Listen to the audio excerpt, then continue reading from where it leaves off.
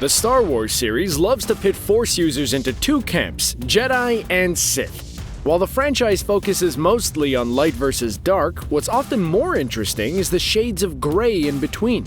On one end of that lies gray Jedi like Ahsoka Tano, who still fights for the light side without following the Jedi path. On the other end of that lie the Dark Jedi, an often forgotten part of Star Wars lore that's about to make a huge comeback.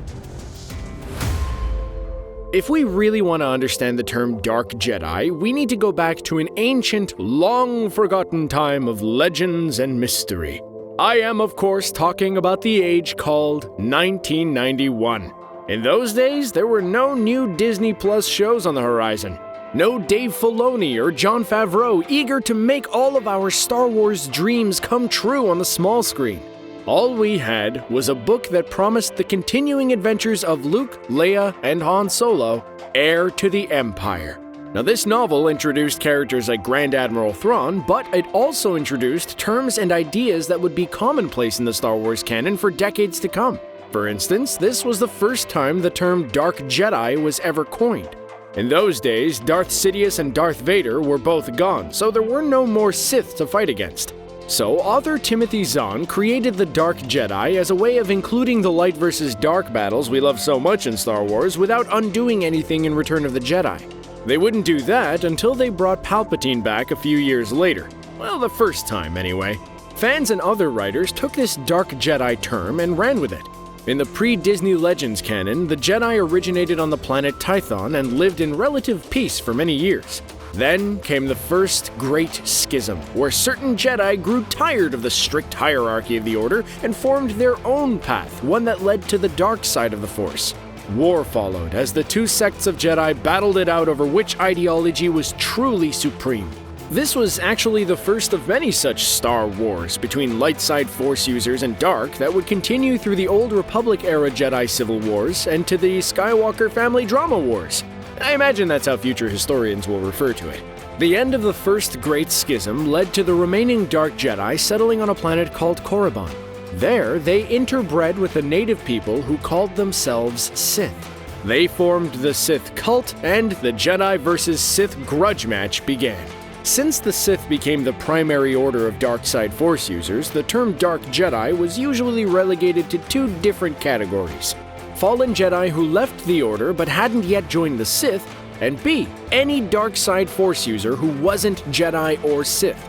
Now, pretty much any time some joker showed up wielding a red lightsaber without a Darth as their first name, they were referred to as a Dark Jedi. As far as powers go, Dark Jedi were much weaker than the Sith, but usually had a skill set similar to a bounty hunter.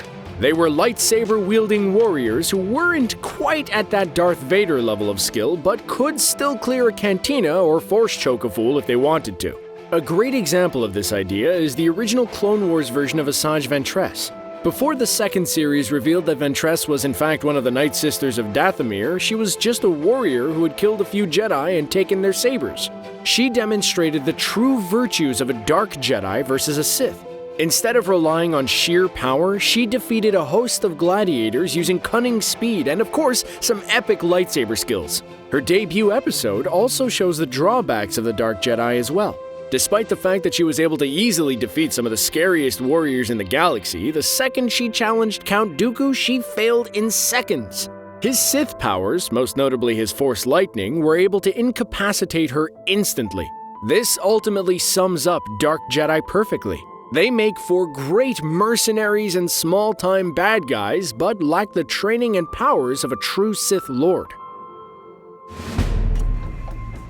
So, who are some other examples of popular Dark Jedi throughout both the Legends continuity and the official Disney canon that exists today? Well, let's look at the first ever example of a Dark Jedi and the leading vote for every Legends fan for the next character who needs to be canonized right above Kyle Katarn from the Jedi Knight games. The OG Dark Jedi Mara Jade was introduced in Timothy Zahn's Heir to the Empire. Jade was introduced as a former assassin under the command and tutelage of Darth Sidious himself. Once her master was killed, her final mission was to avenge him by destroying Luke Skywalker. She ended up joining the Smugglers Alliance, where she came across Skywalker, resulting in conflict.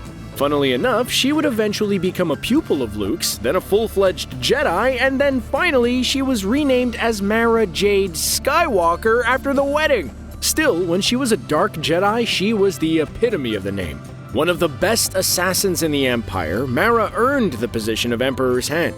While her skills were mostly centered around the use of cunning, stealth, and infiltration instead of raw force power, it's likely that she was next in line to become a Sith if Vader ever perished.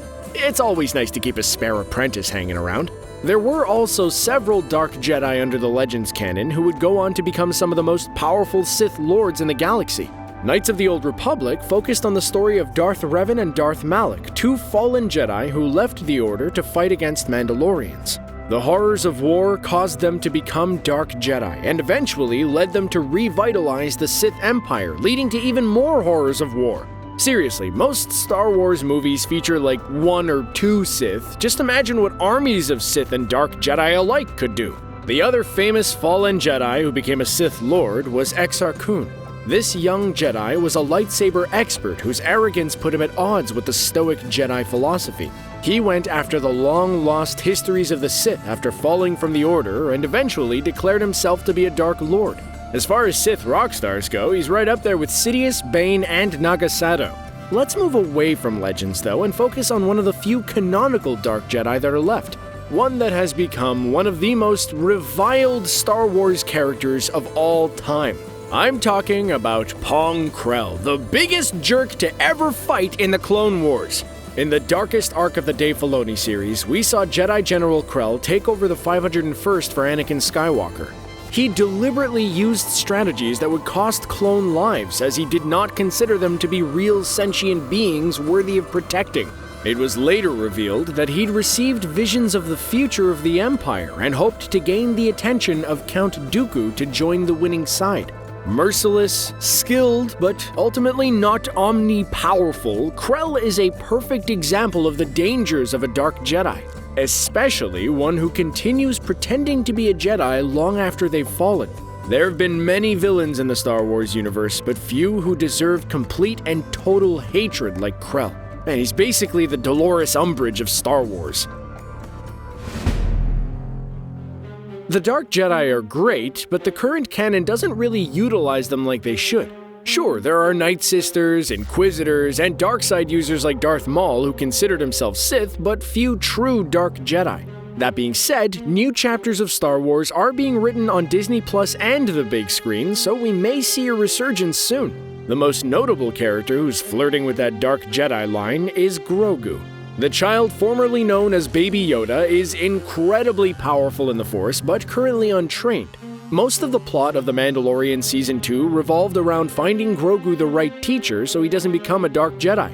Over the course of the series, we've certainly seen him display tendencies that would make him a better Dark Force user than a Jedi. He force-choked Cara Dune, stole his classmates' cookies, and, oh yeah, ate the unborn eggs of an endangered species Din Djarin was protecting.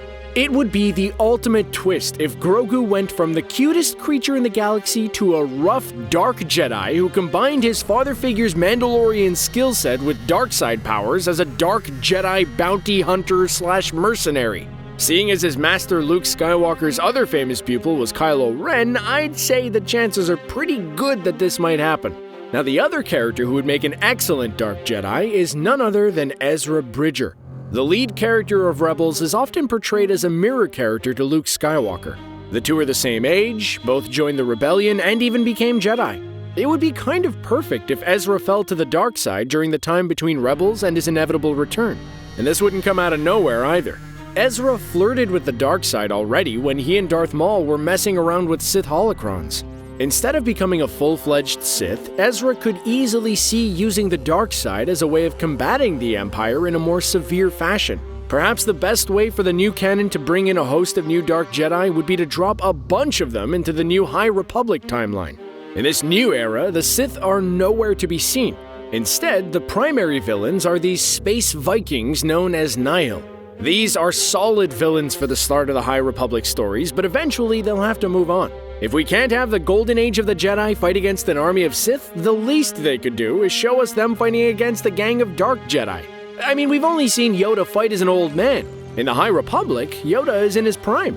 How much would you love to see him take on 5 or 6 red lightsaber-wielding mercenaries? The upcoming TV show Acolyte is set in the High Republic era. It will reportedly be a mystery thriller that will take viewers into a galaxy of shadowy secrets and emerging dark side powers in the final days of the High Republic era. I don't know about you, but that sounds a lot like Dark Jedi are coming to me. My only remaining question is, where are all the light Sith? The Old Republic established that the Sith Empire had light side users too, but we've never really seen any good ones. Man, how cool would it be to see someone like Obi-Wan Kenobi serving the interests of the Empire?